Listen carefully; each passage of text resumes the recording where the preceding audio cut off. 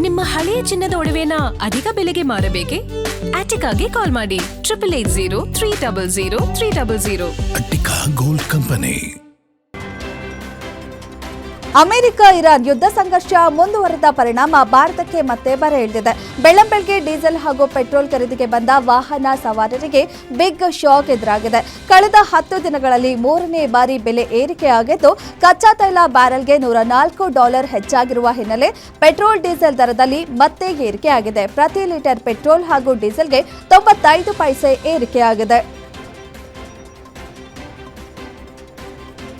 10 ದಿನದಲ್ಲಿ 3ನೇ ಸಲ ಪೆಟ್ರೋಲ್ ಡೀಸೆಲ್ ಬೆಲೆ ಏರಿಕೆಯಾಗಿರುವ ವಿಚಾರವಾಗಿ ಉನ್ನತ ಶಿಕ್ಷಣ ಸಚಿವ ಡಾಕ್ಟರ್ ಎಂಸಿ ಸುಧಾಕರ್ ಕಿಡಿಕಾರಿದ್ದಾರೆ. ಚಿಕ್ಕಬಳ್ಳಾಪುರದಲ್ಲಿ ಮಾತನಾಡಿದ ಅವರು, ಕೊರೋನಾ ಟೈಮ್ನಲ್ಲಿ ಮೋದಿ ಚಪ್ಪಾಳೆ ತಟ್ಟಿ ಅಂದಿದ್ದಕ್ಕೆ ತಟ್ಟಿದ್ರು, ಜಾಗಟೆ ಬಾರಿಸಿ ಅಂದ್ರು ಬಾರಿಸಿದ್ರು. ಪೆಟ್ರೋಲ್ ಡೀಸೆಲ್ ಚಿನ್ನದ ಬೆಲೆ ಏರಿಕೆಯಾದ್ರೂ ಪರವಾಗಿಲ್ಲ, ಜನರು ಮೋದಿಯ ಲೀಲೆಯಲ್ಲಿ ತೇಲ್ತಿದ್ದಾರೆ. ನಾವು ಪೆಟ್ರೋಲ್ ಬೆಲೆ ಏರಿಕೆ ಬಗ್ಗೆ ಮಾತನಾಡಿದ್ರೆ ದೇಶದ್ರೋಹಿ ಅಂತಾರೆ.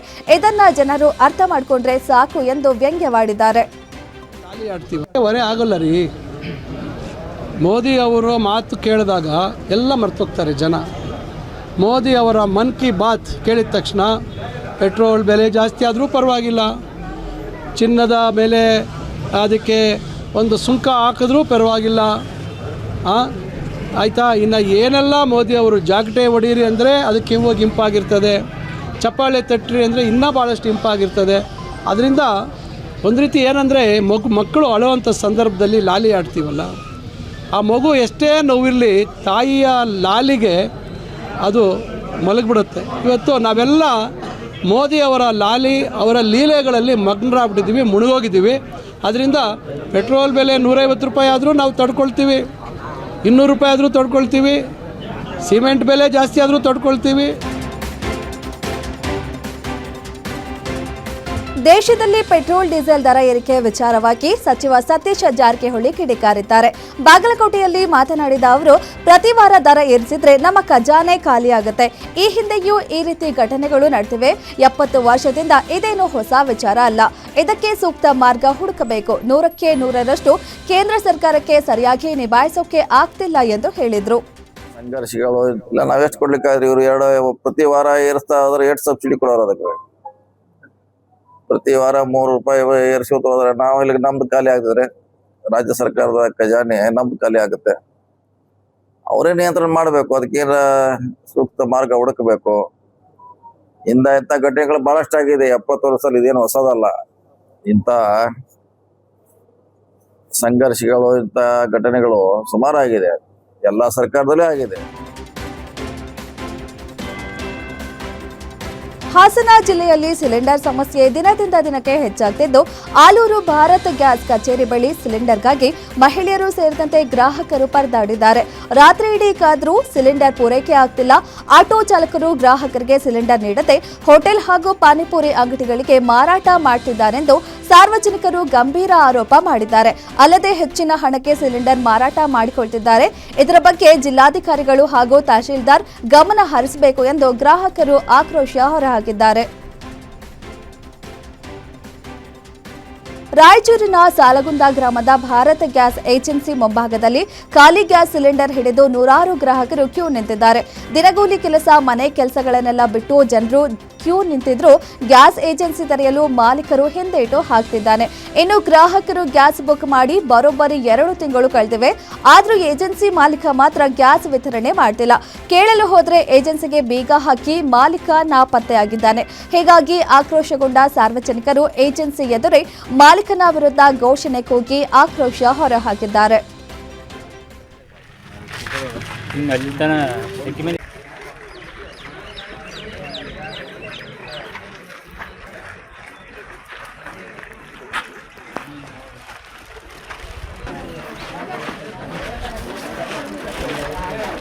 ನಿನ್ನೆ ರಾತ್ರಿ 8 ಗಂಟೆಲಿಂದ ಕುಂತಿ ಊಟ ಎಲ್ಲ ಉಪಚಾರಲ್ಲ ಏನ್ರ ಗಂಡನ ಮಕ್ಕಳ ಬಿಟ್ಟು ಗ್ಯಾಸ್ ಕಾಯ್ಕೊಂಡು ಕುಂತೀವಿ.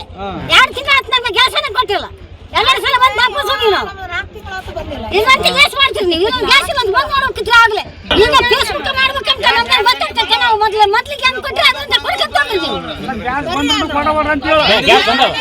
ಈಗ ಬೆಳಗ್ಗೆ ಬಂತು, ಬೆಳಗ್ಗೆ ಬಂದ್ರೆ ಇಷ್ಟು ಕೊಡುವಲ್ರು. ಇವ್ರು ಯಾಕೆ ಕೊಡ್ಬೇಕಾಗಿತ್ತು? ಸುಮ್ಮನೆ ನಿಂತಿದ್ರು ಒಂದು 6 ಇತ್ತು.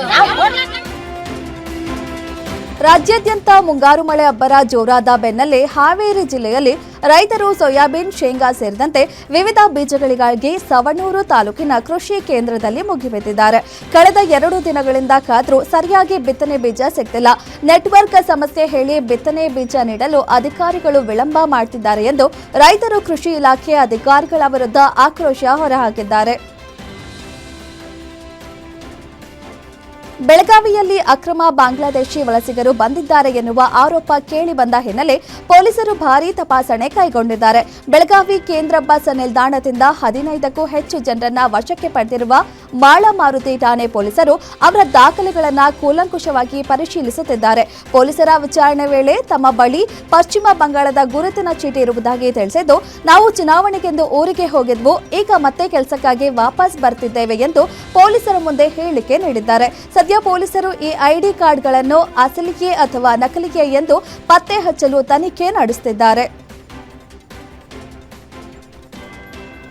ಹುಬ್ಬಳ್ಳಿಗೆ ಅಕ್ರಮ ಬಾಂಗ್ಲಾ ವಲಸಿಗರು ಲಗ್ಗೆ ಇಟ್ಟಿದ್ದಾರೆನ್ನುವ ಆರೋಪ ಕೇಳಿ ಬರ್ತಿದ್ದಂತೆ ಜಿಲ್ಲೆಯ ಹೊಸ ಬಸ್ ನಿಲ್ದಾಣಕ್ಕೆ ಕ್ರೈಂ ಡಿಸಿಪಿ ರವೀಶ್ ಆರ್ ಹಾಗೂ ಕಾನೂನು ಸುವ್ಯವಸ್ಥೆ ಡಿಸಿಪಿ ಶ್ರುತಿ ಭೇಟಿ ನೀಡಿ ಪರಿಶೀಲನೆ ನಡೆಸಿದ್ದಾರೆ. ಇನ್ನು ಆಧಾರ್ ಕಾರ್ಡ್ ನಕಲಿಗಳಿವೆ, ಕೆಲ ಜನರ ಕೈಯಲ್ಲಿ ಮತ ಹಾಕಿದ ಗುರುತು ಸಹ ಇಲ್ಲ. ಪೊಲೀಸರ ಜೊತೆಗೆ ತಹಶೀಲ್ದಾರ್ ನೇತೃತ್ವದಲ್ಲಿ ಸರಿಯಾದ ತಪಾಸಣೆ ಮಾಡಬೇಕೆಂದು ಕಾರ್ಯಕರ್ತರು ಆಗ್ರಹಿಸಿದ್ದಾರೆ. ಸದ್ಯ ಚುನಾವಣೆ ಮುಗಿದ ಹಿನ್ನೆಲೆ ಮರಳಿ ಕೆಲಸಕ್ಕೆ ಬಂದಿದ್ದೇವೆ, ಬಾಂಗ್ಲಾ ನುಸುಳುಕೋರರಿದ್ದಾರೆ, ಅವರ ವಿರುದ್ಧ ಕ್ರಮ ತೆಗೆದುಕೊಳ್ಳಿ, ನಮ್ಮನ್ನ ಬಿಟ್ಟು ಕಳಿಸಿ ಎಂದು ಕೂಲಿ ಕಾರ್ಮಿಕರು ಆಗ್ರಹಿಸಿದ್ದಾರೆ. ಚಿಕ್ಕಮಗಳೂರು ಜಿಲ್ಲೆಗೂ ಕಾಕ್ರೋಚ್ ಟ್ರೆಂಡ್ ಕಾಲಿಟ್ಟಿದೆ. ನೀಟ್ ಪರೀಕ್ಷೆ ಪತ್ರಿಕೆ ಲೀಕ್ ವಿಚಾರವಾಗಿ ಮೇ 25ಕ್ಕೆ ಪ್ರತಿಭಟನೆಗೆ ಎನ್ಎಸ್ಯುಐ ಸಂಘಟನೆ ಕರೆ ಕೊಟ್ಟಿದ್ದು, ನೀಟ್ ಪರೀಕ್ಷೆ ಪತ್ರಿಕೆ ಲೀಕ್ ವಿಚಾರವಾಗಿಯೂ ಪ್ರತಿಭಟನೆ ಮಾಡಲಿವೆ. ಇನ್ನು ಸೂಕ್ತ ನ್ಯಾಯ ಒದಗಿಸುವಂತೆ ಆಗ್ರಹಿಸಿ ಪ್ರತಿಭಟನೆ ನಡೆಸಲಿದ್ದಾರೆ.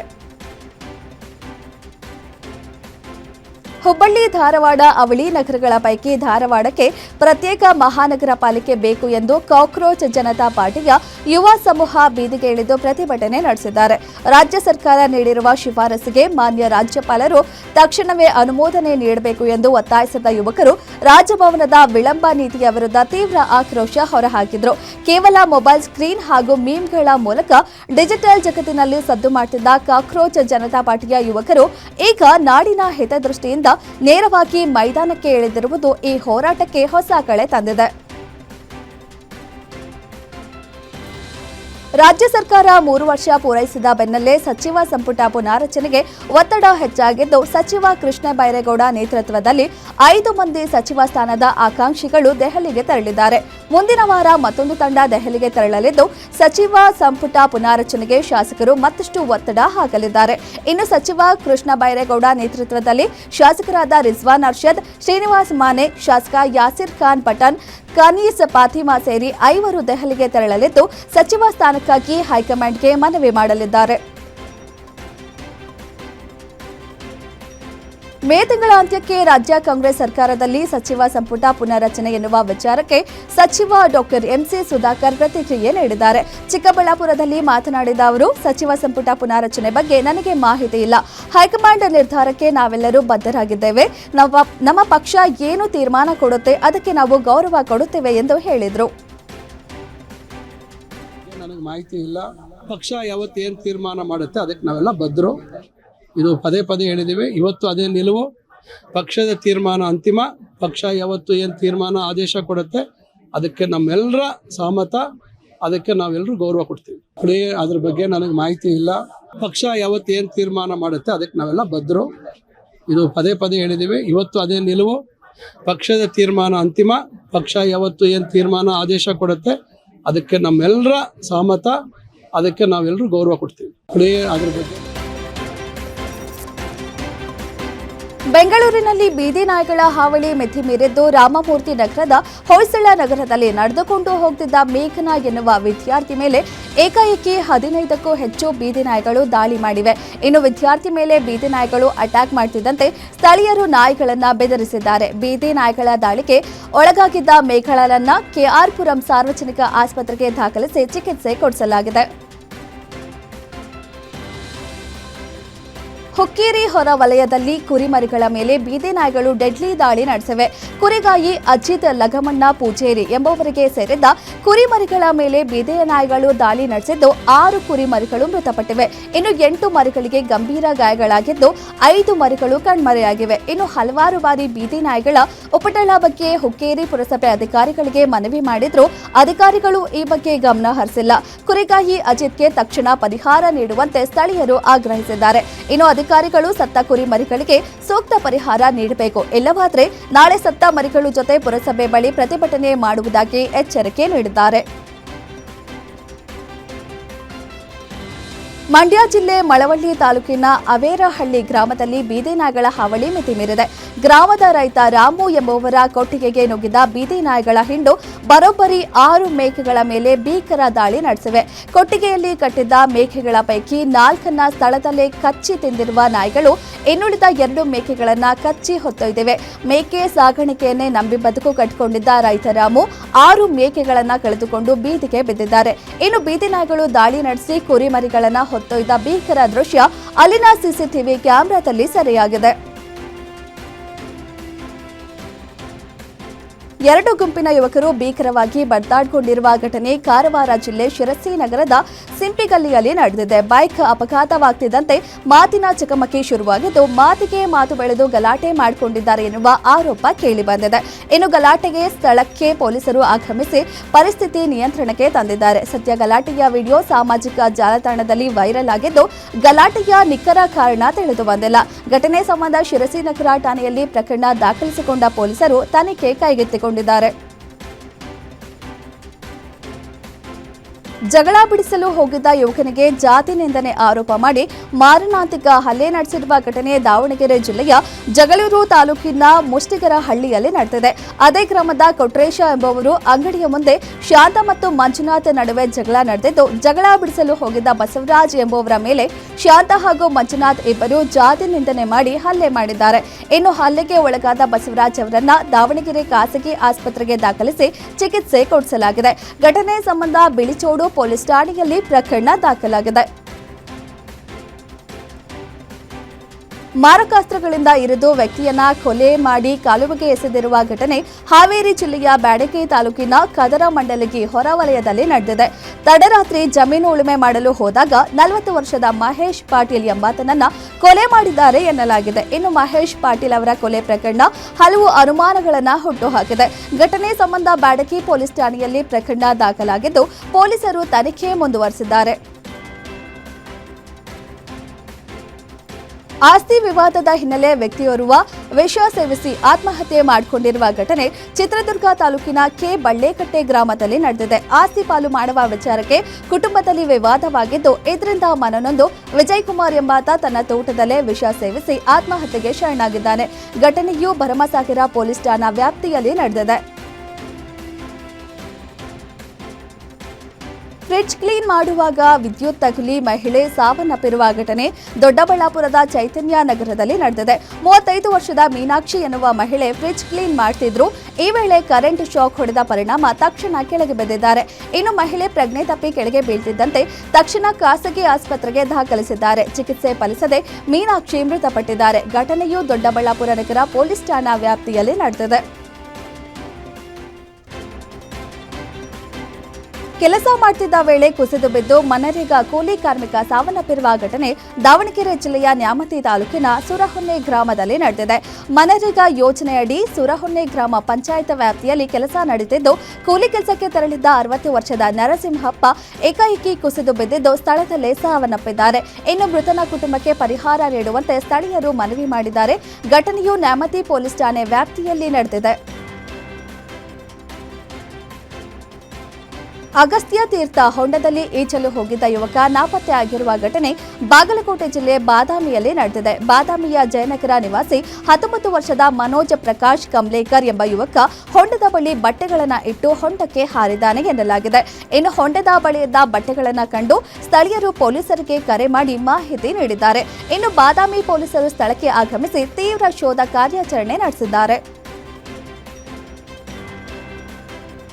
ಹುಕ್ಕೇರಿಯಲ್ಲಿ ನೀರಾವರಿ ಯೋಜನೆಗಳ ಅನುಷ್ಠಾನಕ್ಕೆ ಆಗ್ರಹಿಸಿ ಅನ್ನದಾತರು ನಡೆಸಿರುವ ಹೋರಾಟ ಇಂದಿಗೆ 4ನೇ ದಿನಕ್ಕೆ ಕಾಲಿಟ್ಟಿದೆ.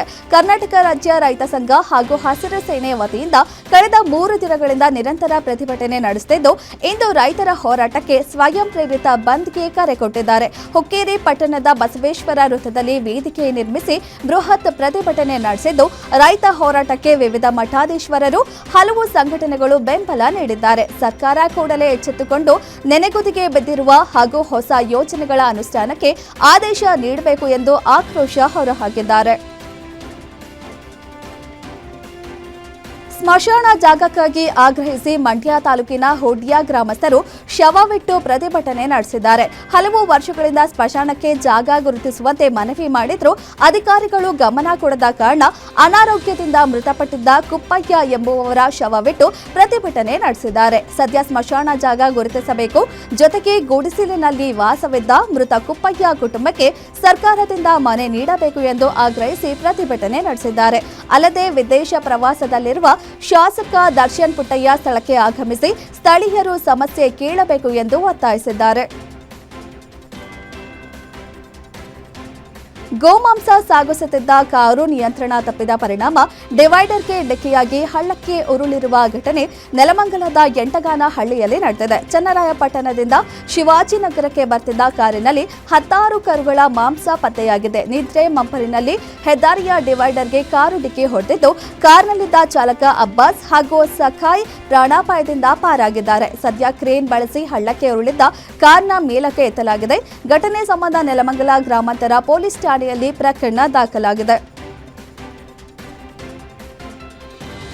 ದಾವಣಗೆರೆ ಜಿಲ್ಲೆಯಾದ್ಯಂತ ಬಿರುಗಾಳಿ ಸಹಿತ ಭಾರೀ ಮಳೆಗೆ ಅವಾಂತರಗಳೇ ಸೃಷ್ಟಿಯಾಗಿದ್ದು, ಬಿರುಗಾಳಿ ಸಹಿತ ಸುರಿದ ಭಾರೀ ಮಳೆಗೆ ಭತ್ತದ ಬೆಳೆ ಸಂಪೂರ್ಣ ನಾಶವಾಗಿದೆ. ಇನ್ನೇನು 4-5 ದಿನ ಕಳೆದಿದ್ರೆ ಭತ್ತ ಸಂಪೂರ್ಣ ಕಟಾವಿನ ಹಂತಕ್ಕೆ ಬರ್ತಿತ್ತು. ಆದರೆ ಮಳೆ ಅವಾಂತರ ಭತ್ತದ ಬೆಳೆ ಸಂಪೂರ್ಣ ನೆಲ ಕಚ್ಚಿದ್ದು, ಕೈಗೆ ಬಂದ ತುತ್ತು ಬಾಯಿಗೆ ಬರದಂತಾಗಿದೆ ಎಂದು ರೈತರು ಕಂಗಾಲಾಗಿದ್ದಾರೆ.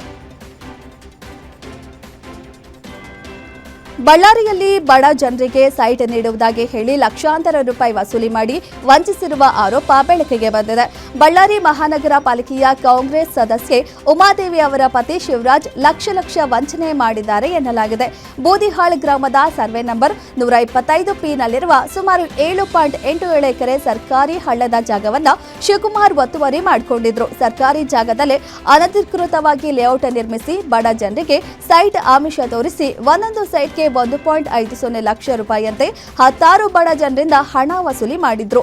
ಬಳ್ಳಾರಿ ಅಪರ ಜಿಲ್ಲಾಧಿಕಾರಿ ಮೊಹಮ್ಮದ್ ಜುಬೇರ್ ಅವರ ನೇತೃತ್ವದಲ್ಲಿ ಇತ್ತೀಚೆಗೆ ಈ ಅಕ್ರಮ ಒತ್ತುವರಿ ತೆರವು ಕಾರ್ಯಾಚರಣೆ ನಡೆಸಲಾಯಿತು. ಈ ವೇಳೆ ಜೆಸಿಬಿ ಮೂಲಕ ಅಕ್ರಮ ನಿರ್ಮಾಣಗಳನ್ನು ಧ್ವಂಸಗೊಳಿಸಿದಾಗ ಶಿವರಾಜ್ ಅವರು ಮಾಡಿದ ಮಹಾವಂಚನೆ ಬೆಳಕಿಗೆ ಬಂದಿದೆ. ಕಾರ್ಯಾಚರಣೆ ವೇಳೆ ಸೈಟ್ ಕೊಂಡುಕೊಂಡಿದ್ದ ಬಡ ಜನರು ಎಡಿಸಿ ಜುಬೇರ್ ಮುಂದೆ ತಮ್ಮ ಅಳಲು ತೋಡಿಕೊಂಡಿದ್ದಾರೆ. ಸದ್ಯ ಜನರು ಶಿವರಾಜ್ಗೆ ದುಡ್ಡು ನೀಡಿರುವ ವಿಡಿಯೋಗಳು ಕೂಡ ಲಭ್ಯವಾಗಿವೆ. ಮೈಸೂರು ಜಿಲ್ಲೆಯ ಹುಣಸೂರು ತಾಲೂಕಿನಲ್ಲಿ ಕೋಟ್ಯಾಂತರ ರೂಪಾಯಿ ಮೌಲ್ಯದ ಅಕ್ರಮ ಬೀಟೆ ಮರ ಸಾಗಾಟದ ಜಾಲವನ್ನು ಅಧಿಕಾರಿಗಳು ಪತ್ತೆ ಹಚ್ಚಿದ್ದಾರೆ. ಕೊಡಗಿನಿಂದ ಬೆಂಗಳೂರು ಕಡೆಗೆ ಸಾಗಿಸುತ್ತಿದ್ದ ಲಕ್ಷಾಂತರ ರೂಪಾಯಿ ಮೌಲ್ಯದ 45 ಬೀಟೆ ಮರದ ಪೀಸ್ಗಳು ಸೇರಿ ಲಾರಿ ಸಮೇತ ವಶಪಡಿಸಿಕೊಳ್ಳಲಾಗಿದೆ. ಕಾಫಿ ಮೂಟೆಗಳ ನಡುವೆ ಮರದ ದಿಮ್ಮಿಗಳನ್ನು ಅಡಗಿಸಿ ಸಾಗಿಸಲಾಗುತ್ತಿದ್ದ ಖಚಿತ ಮಾಹಿತಿ ಪಡೆದ ಹುಣಸೂರು ಆರ್ಎಫ್ಒ ಸಂತೋಷ್ ಎಂ ಹೂಗರ್ ನೇತೃತ್ವದ ತಂಡ ದಿಢೀರ್ ಕಾರ್ಯಾಚರಣೆ ನಡೆಸಿ ಲಾರಿ ಬೀಟೆ ಮರದ ಪೀಸ್ಗಳು ಸೇರಿದಂತೆ ಕೃತ್ಯಕ್ಕೆ ಬಳಸಿದ ಮೊಬೈಲ್ ಕೂಡ ವಶಕ್ಕೆ ಪಡೆದುಕೊಂಡಿದ್ದಾರೆ. ಇನ್ನು ಆರೋಪಿ ಅಬ್ದುಲ್ ಶುಕರ್ನ ಬಂಧಿಸಿ ಅರಣ್ಯ ಕಾಯ್ದೆ ಅಡಿಯಲ್ಲಿ ಪ್ರಕರಣ ದಾಖಲಿಸಿಕೊಂಡಿದ್ದಾರೆ. ಕಾಂತಾರ ಖ್ಯಾತಿಯ ರುಕ್ಮಿಣಿ ವಸಂತ್ ಎಐ ದುರ್ಬಳಕೆ ವಿರುದ್ಧ ಗರಂ ಆಗಿದ್ದಾರೆ. ಇತ್ತೀಚೆಗೆ ಸಾಮಾಜಿಕ ಜಾಲತಾಣಗಳಲ್ಲಿ ಹಸಿರು ಬಣ್ಣದ ಬಿಕಿನಿಯಲ್ಲಿರುವ ರುಕ್ಮಿಣಿ ವಸಂತ್ ಅವರ ಫೋಟೋವೊಂದು ಭಾರೀ ವೈರಲ್ ಆಗಿತ್ತು. ಇದು ಎಐ ತಂತ್ರಜ್ಞಾನ ಬಳಸಿ ಸೃಷ್ಟಿಸಲಾದ ಸಂಪೂರ್ಣ ನಕಲಿ ಫೋಟೋಗಳು. ತಮ್ಮ ಹೆಸರಿನಲ್ಲಿ ಹರಿದಾಡ್ತಿರುವ ಈ ಮಾವ್ ಫೋಟೋ ಬಗ್ಗೆ ನಟಿ ರುಕ್ಮಿಣಿ ವಸಂತ್ ತೀವ್ರ ಆಕ್ರೋಶ ವ್ಯಕ್ತಪಡಿಸಿದ್ದಾರೆ. ಇದು ವೈಯಕ್ತಿಕ ಗೌಪ್ಯತೆಗೆ ಧಕ್ಕೆಯಾಗಿದೆ ಎಂದು ಕಿಡಿಕಾರಿದ್ದು, ನಕಲಿ ಕಂಟೆಂಟ್ ಕ್ರಿಯೇಟರ್ಸ್ ವಿರುದ್ಧ ಸೈಬರ್ ಕ್ರೈಂ ಪೊಲೀಸರಿಗೆ ದೂರು ನೀಡಿ ಕಾನೂನಿನ ಮೊರೆ ಹೋಗಿದ್ದಾರೆ. ಚಿಕ್ಕಬಳ್ಳಾಪುರದಲ್ಲಿ ಯುವ ರೈತನೊಬ್ಬ ಬಿರು ಬಿಸಿಲಿನ ನಡುವೆಯೂ ಕಾಶ್ಮೀರಿ ಆಪಲ್ ಬೆಳೆದು ಸಾಧನೆ ಮಾಡಿದ್ದಾನೆ. ಇಂತಹ ವ್ಯತಿರಿಕ್ತ ವಾತಾವರಣದಲ್ಲೂ ಯುವ ರೈತ ಅನಿಲ್ ಅವರಿಗೆ ಬಂಪರ್ ಫಸಲು ಸಿಕ್ಕಿದ್ದು ಮಾರುಕಟ್ಟೆಯಲ್ಲಿ 1 ಕೆಜಿ ಆಪಲ್ಗೆ 250 ರೂಪಾಯಿ ಬೆಲೆ ಸಿಕ್ಕಿದೆ. ಇನ್ನು ಚಿಕ್ಕಬಳ್ಳಾಪುರ ಈಶಾ ಫೌಂಡೇಶನ್ ಜೊತೆಗೆ ಆಪಲ್ ತೋಟ ನೋಡಲು ಪ್ರವಾಸಿಗರು ಮುಗಿಬಿದ್ದಿದ್ದು ಸೇಬು ತೋಟದಲ್ಲಿ ಬೆಂಗಳೂರು ಮಂದಿ ಫುಲ್ ಪೋಸ್ ಕೊಟ್ಟಿದ್ದಾರೆ.